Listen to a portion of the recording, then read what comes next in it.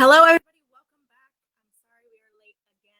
It's Friday. The technology has decided the weekend is ready to begin. But I have an awesome speaker as our last guest. She's fantastic. I couldn't get her banner uploaded, so you're going to have to watch me introduce her. Are your physical and emotional health on the right track? As women, we often carry much of the emotional weight of our families. We try to be a super mom and do it all, worrying that we need to be both a loving, available mother and an example of success for our children. I know I feel that way. The extra stress and perfection chasing can have a heavy impact on our mental and physical health. And that's why we're here today, to fill in the gaps that exist in traditional healthcare and provide actionable ways to change your health, eliminate your pain, and increase your quality of life without pills, procedures, or puzzles. I'm your host, Dr. Sarah. I'm very excited to introduce Dr. Anita Lee, a physical therapist and health coach with a passion for helping women find physical, emotional, and spiritual alignment. She's an expert on developing a healthy lifestyle and knows how important it is to lead by example. As a working mom, she also knows how challenging it is to find balance between those two roles without losing yourself in the process. So for the next 45 minutes, she'll be talking about how she used her education to develop realistic lifestyle changes for her physical, spiritual, and emotional health and her sanity that actually stuck. Please welcome Dr. Anita. Hello. Hey, how are you, Sarah? I'm so good. How are you? I am awesome. Thank you so much for having me. I'm so excited. I'm so excited too. Thank you for being part of this. I know you had slides. Did you want to share your screen so we can bring those up? Get into it.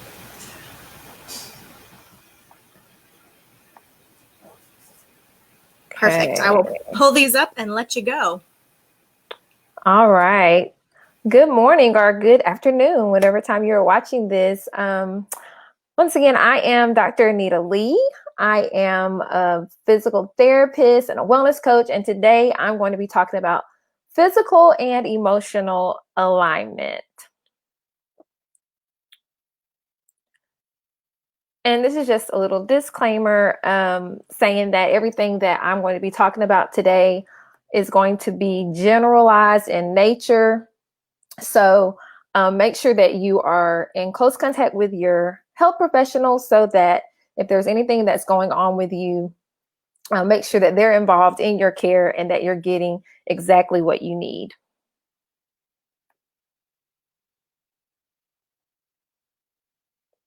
So this is my family, and I have 3 kids. Kaisha, who is on your far left, is 19. She's in college. I have a 4-year-old daughter, Anaya. That's the one that Kaisha is holding. And I have a 7-year-old son, Cass. And also I am married to this chocolate drop that you see on the right. That is my husband, Quentin Lee. Just to kind of give you a little backstory, I've been a physical therapist for 9 years, and I now have the honor of providing one-on-one wellness coaching for moms of preschoolers and toddlers for the past year. My coaching business is virtual, and I partner with busy moms to optimize time, to achieve fitness goals, to craft healthy lifestyle options, and to create a standard of wellness for their kids. So when I think about the word alignment or posture, the first thing that came to my mind was a car. We take our cars to go get in realignment or to get aligned so that they can function to the perfection that they were created to function in, right? It may be lopsided, so we get it aligned so it is, working to the best of its ability. And that is the same thing that we need to do. Alignment means to put into proper position for optimal performance. And also, it's the state of being joined with others and supporting or opposing something. So we're going to be discussing proper position or postures for your body and for your emotions for optimal performance. So I'm going to be using the word alignment and posture interchangeably throughout the entire presentation. All right, so here are some goals for this session today. By the end of this talk, I want you to walk away with some simple techniques to prevent back and neck injury. We all need that. An at-home approach of getting rid of end-of-the-day muscle fatigue, and doable methods to help you balance your emotions. Also, I'm going to be sharing some practical tips on how to use essential oils for physical tension. All right, so I believe that we are triune beings, meaning that it's just not us in this human body on this earth, but according to the Bible, we are made up of three parts. We are made up of the soul. We are spirit beings possessing a soul, and we live in a physical body. And this is according to 2 Corinthians 5 and 8. In order to have holistic health, all three areas must be addressed. So today, we're going to be highlighting and focusing on the physical and emotional health. Now, your emotions is a part of your soul. And in your soul, you have your mind, your will, and your emotions. So we're going to hone in on those emotions.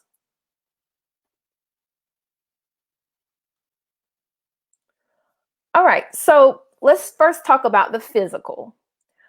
Why is posture or alignment so important? We hear this all the time growing up, sit up straight. You have your mom kind of nagging you about it all these years. But the big deal about posture is because of the sustained movement patterns and the way that your muscles and bones are aligned, over time, they can cause changes in your body's tissues that make your body more susceptible to pain and injury.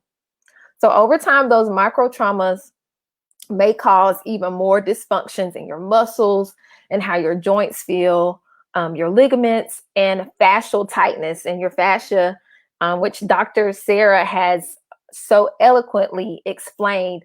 The fascia are the encasings over each of our muscle groups that also have a way of radiating pain throughout our bodies too. So for today's and for simplicity's sake, I'm going to be honing in on the activities of a stay-at-home mom, because stay-at-home moms are ninjas. Okay, we do it all. We might as well be getting ready for the Olympics because our bodies go through so much from day-to-day activities. But of course, anyone who's watching this video, male or female, can apply any of the advice that I'm about to give. So I hope y'all ready. Buckle it up because we're about to launch. So I'm going to take you on a journey. So this is a stay-at-home moms, just a couple activities in the day. And we're going to talk about what kind of postures we should be having during those activities. So the first one, of course, is waking up. One of the most common complaints when waking up is feeling stiff and just sore and tired. And you're like, I just woke up. Why do I feel this way? So one of the things that you need to think about is you could be stiff depending on how you slept the night before, depending on the activity that you did the day before, or also it could be some things going on with as far as arthritis, or if you have something going on with your joints. So I suggest that you perform these 3 stretches before you even put your feet on the ground in the morning. And this is going to help a lot with your morning stiffness. So the first picture on your left, you're going to see is a lady holding one knee back. She's bending her knee, and we call that single knee to chest. So you're going to hold it back. You relax as much as you can. Take a deep breath, and you're going to hold it for about 10 seconds and then bring the leg back down. You'll do this 10 times each leg. And the second picture is a double knee to chest. So same concept. You're relaxing your back, bringing your legs up toward your chest, holding it for 10. You're going to feel a stretch in your back, and then you're going to bring it back down. Okay. And the last one is ankle rolls, because most of the time when we get out of bed, I know for me, the stiffness is located a lot of times on the sole of my feet. It doesn't feel well. So before you even get out of the bed, do a couple of ankle rolls. So that's just simply rolling that ankle around in one direction and then rolling it the other way, the other direction. And this is just to gently loosen up those muscles, get that blood circulating, getting you ready to go and start your day. All right, so now we're moving along in our day. Kids are running around. Everything's going well. It's now time to do some laundry, okay? So I want you to picture how your laundry room is set up. It could be top loading or front loading. Just think about it. You know, we really put our bodies through a lot of complex motions just to load a washer, a dryer, and also a dishwasher. They can just be in the most awkward positions. It requires twisting, reaching up, grab the detergent, squatting, picking up heavy clothes, bending, and like I said, lifting, being able to transport, of course, those loads from different rooms to room.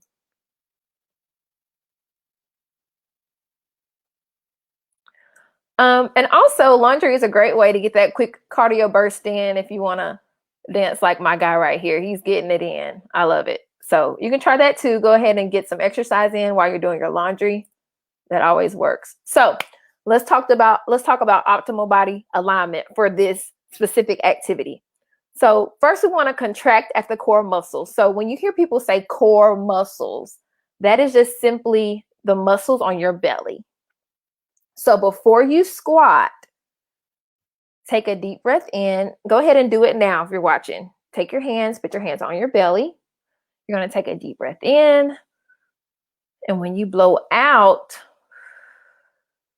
you'll feel your stomach sucking in. Now, that is your contracted core muscle. So get your stomach muscles in that position before you squat, lift or twist. And that's going to help to prevent any back injuries, okay?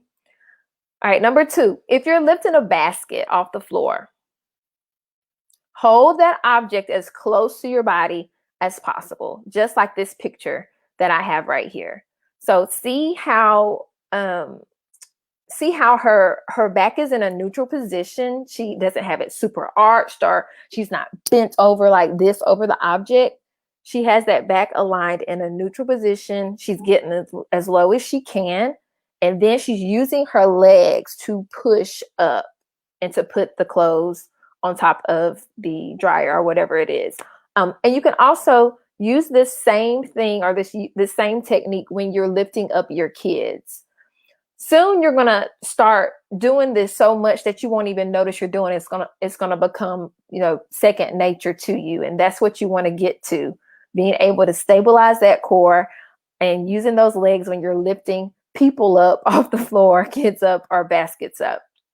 Right. And number 3, like I've already said, keep your low back in a neutral position, not a sway back, but really paying attention to your the arch in your back.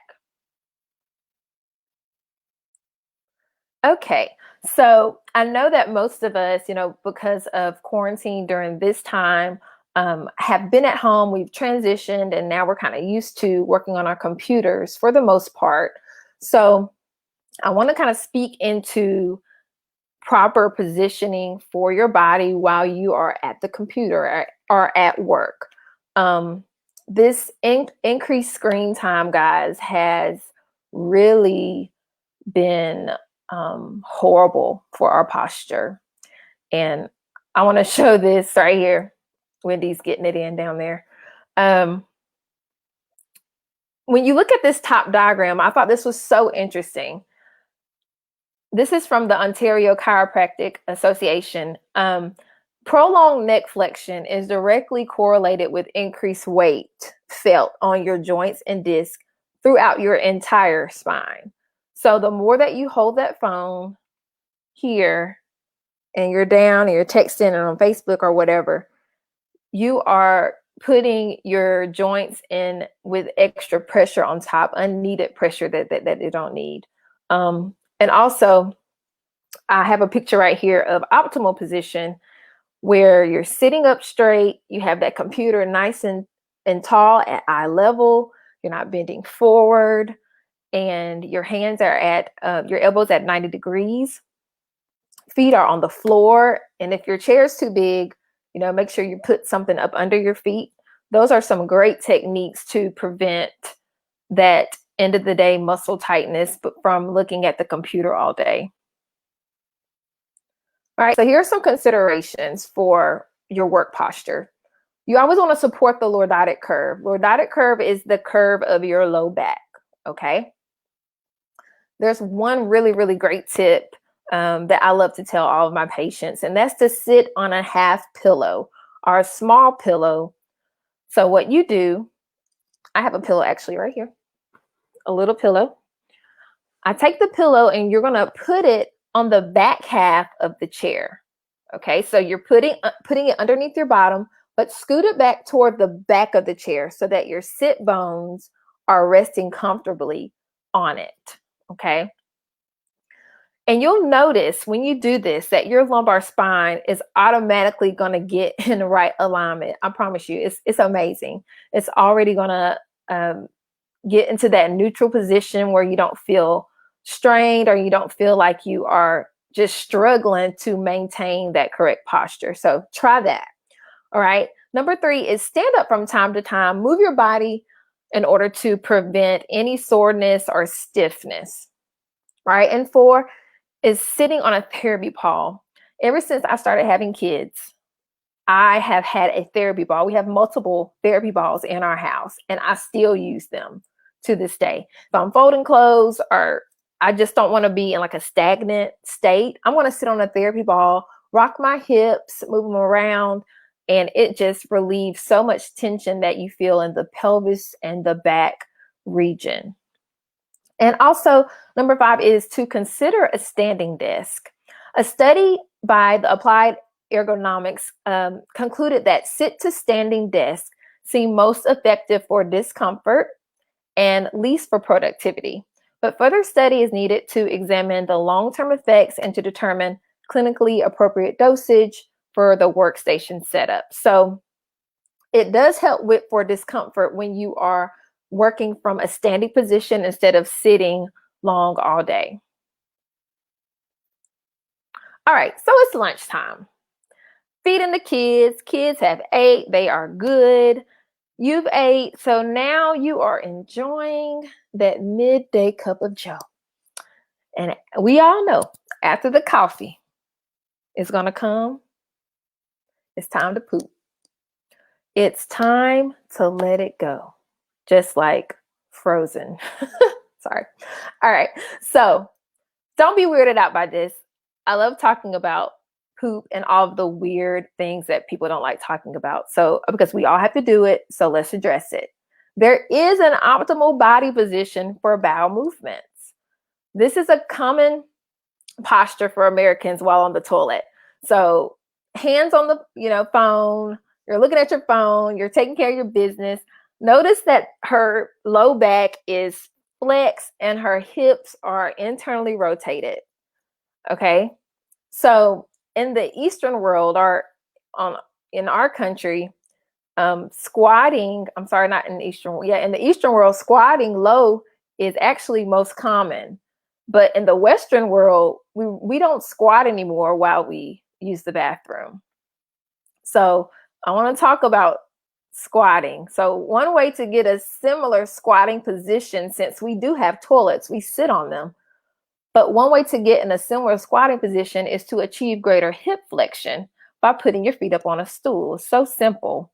The results of a Japanese study suggest that the greater the hip flexion achieved by squatting, the straighter the rectoanal canal will be. And accordingly, less strain will be required for defecation. So you won't have to push as hard when your feet are up. So here comes the Squatty Potty. So this is a brand that you can check out yourself, but essentially it's a stool that you put your feet up on and you get into this great alignment of the back and of the hips for you to have a bowel movement. The Squatty Potty has been clinically proven to help with straining so that you don't have to strain anymore, increasing emptiness by 85% and decreasing the time spent by 71%.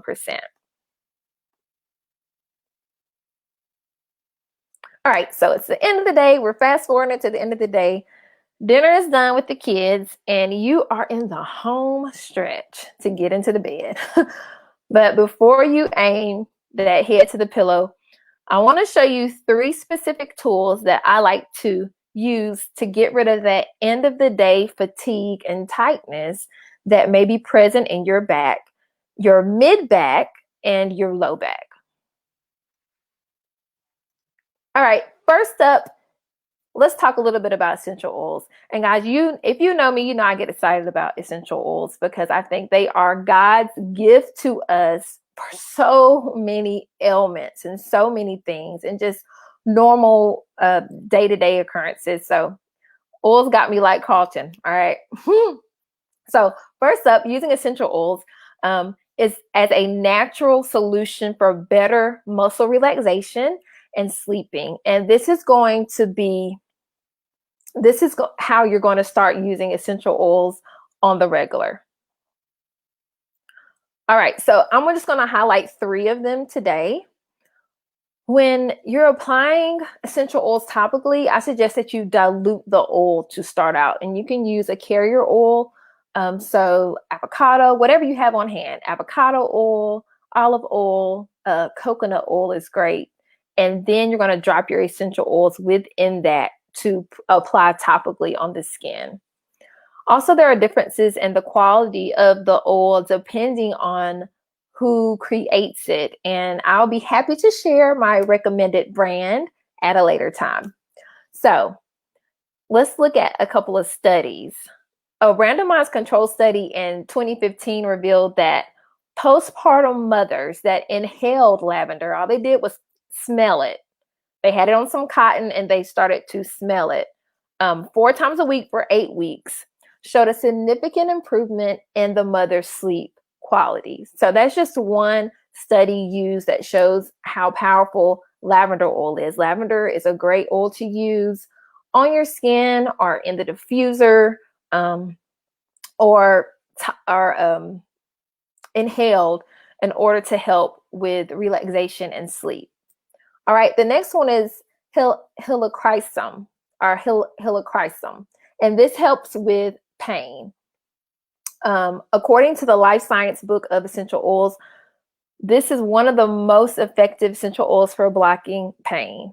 There's some other relieving oils, pain relieving oils that I love too. Frankincense, eucalyptus, and Idaho balsamic fir oil are also great. And you can diffuse these or you can apply these topically. All right, peppermint. Peppermint I use probably every day. It's one of my favorites. I use it quite often, and I apply this directly to those tender areas, especially at the end of the day on this part. This is the upper trapezius, and it has some other muscles underneath, but usually the muscles that are connected to the neck and back get very, very tense toward the end of the day. I take that peppermint oil on my fingertips and I will start to self-massage into these muscles, and I get like a heating sensation that feels so good, and I get some relief.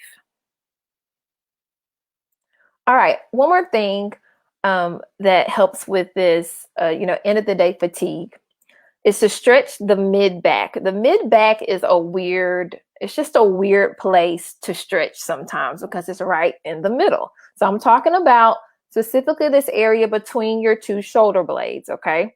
But this is a great way to stretch out that area.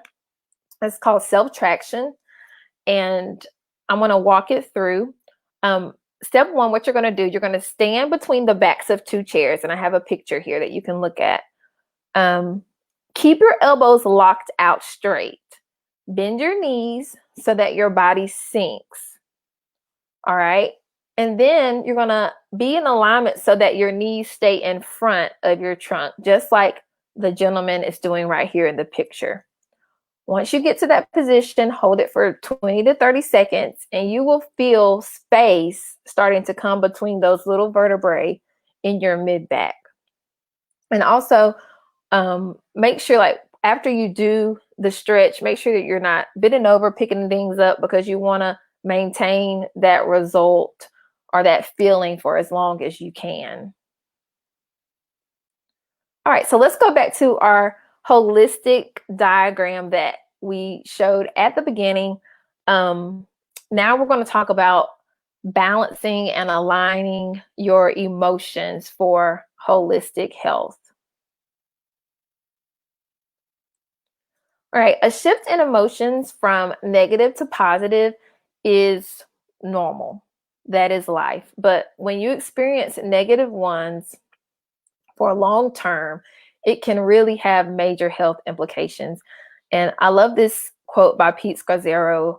He says that emotions are cries of the soul, and that's what they are. So anger, frustration, happiness, joy, all those things are cries from the inner part of our soul. Neuroscientists now confirm that growing up in a family environment where feelings were not expressed leads to underdevelopment in parts of the brain. This damages our ability to love and to work well. So it's so important that we understand as adults how to balance our emotions. The good news is that the damage isn't permanent, and using brain imaging researchers have documented how our brains are rewired when we learn how to name our feelings. Even at the cellular level, something powerful is tamed and changed within us when we recognize and identify our emotions. So we're going to get into this a little bit and see how do we identify and recognize some of these emotions so that we can correct them and balance them out. All right, so 3 ways to balance our emotions really quick. The first thing is to know that it is okay for you to feel. And I know for a lot of us, like I said earlier, growing up, maybe you had parents who they were not feelers. Like if you felt angry, it was like, no, you're not supposed to be angry. You're not supposed to be mad. You're not supposed to be sad. You're always supposed to be happy.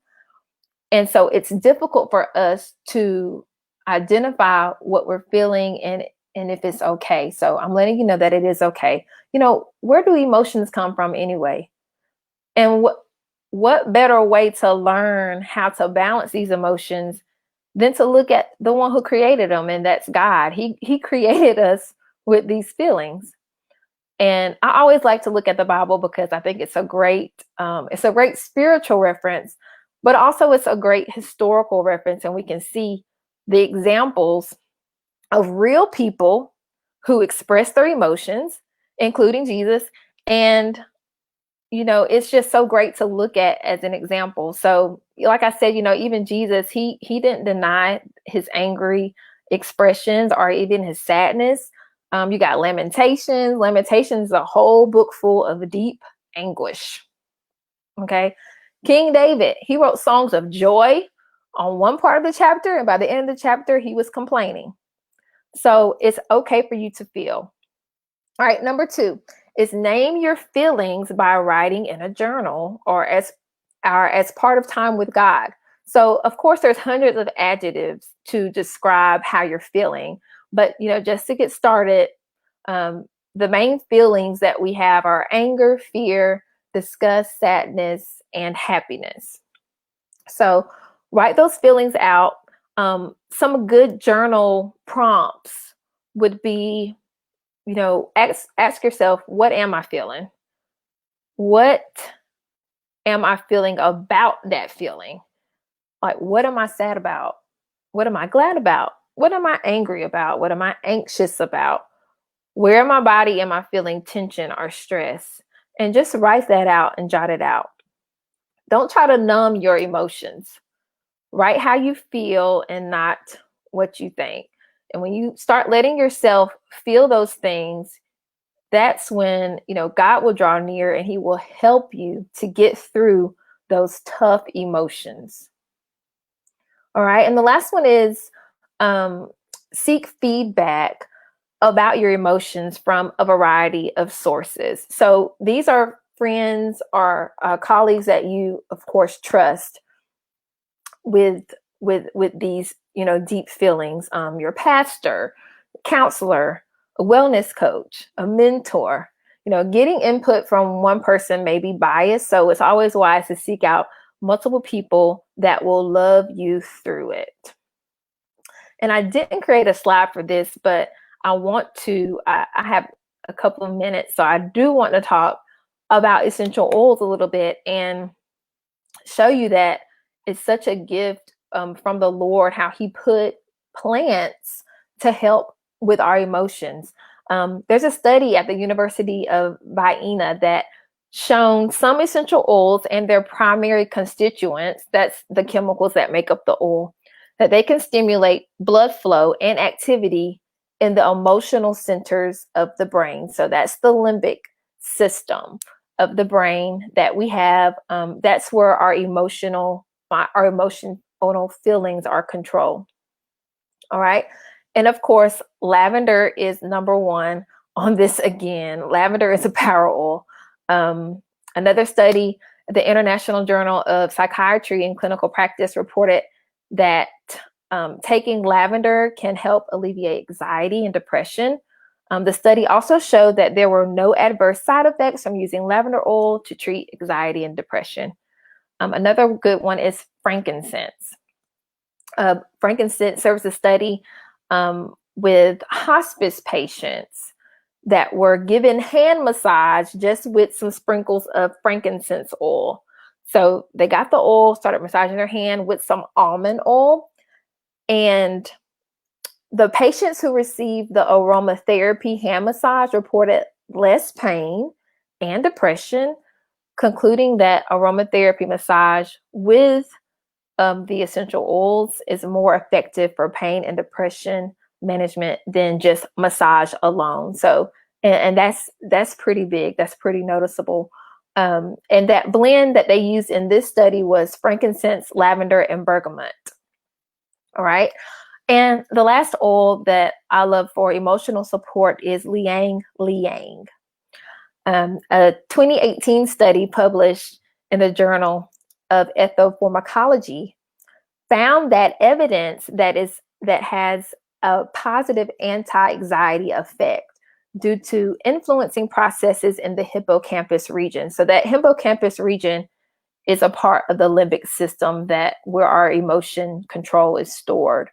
So the Liang Liang had a great anti-anxiety effect on that, and also on the serotonin system. So those are 3 examples of some great oils that you can try for emotional support: the lavender, frankincense, Liang Liang, and just like the other oils I talked about earlier, you can apply topically, have them infused aromatically, or some brands you can actually ingest them.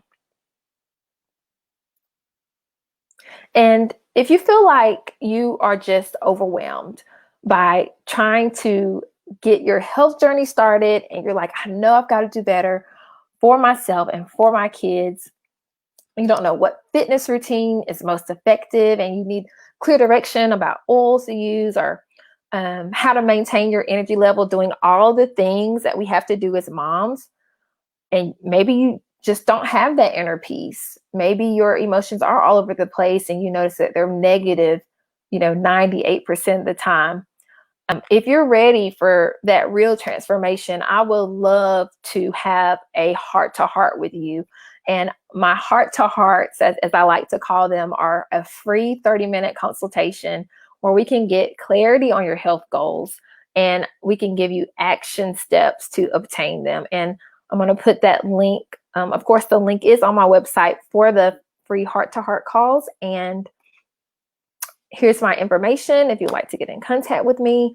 It has been an absolute honor presenting with you. And Sarah, thank you. Dr. Sarah, thank you so much for putting this week's great lineup on. I've learned so much, and I pray that this presentation helped you today. Thank you so much for being here. That was great. I love all your actionable pieces. It was really good information.